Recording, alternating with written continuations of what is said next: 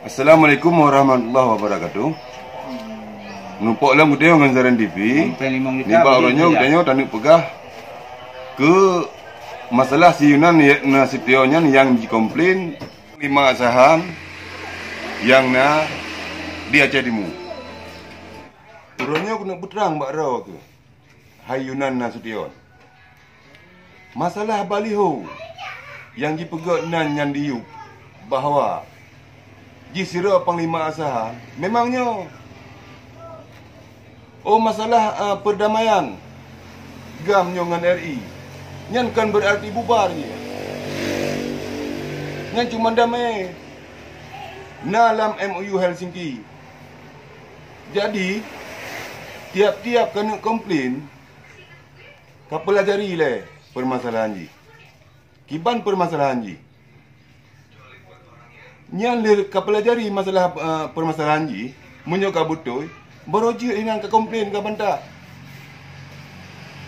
Bujuk cuma nyo baru ka bantah.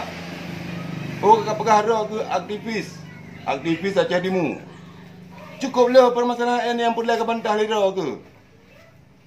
Baik permasalahan Aceh nyo ka bantah lera ke. Hana ke depan lera ka asal usulnya. Kamu cukup memihak mentong kepada Panglima Asahan. Karenanya ada perwakilan dari kamu. Termasuknya rekan Long. Bukan dipuai dah kerana.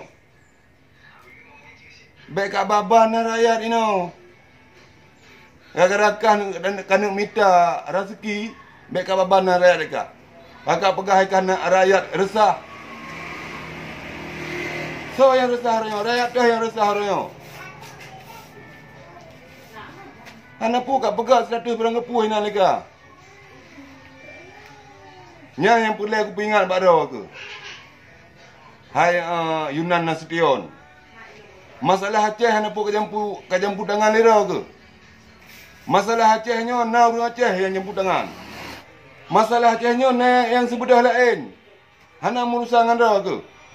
Oi dah memang nak kena duit no kaikut. Kaikut rakyat Aceh betul lera ke. Baik kat komplain ni nak lera ke. Tiap-tiap kena pegah haba, tiap-tiap kena komplain tabah-tabah haba. Berawal kasi mikir le. Kecuali kasi mikir le. Kalau kau pelajari le bahawanya betul, bahawanya muntung ke bangsa Aceh.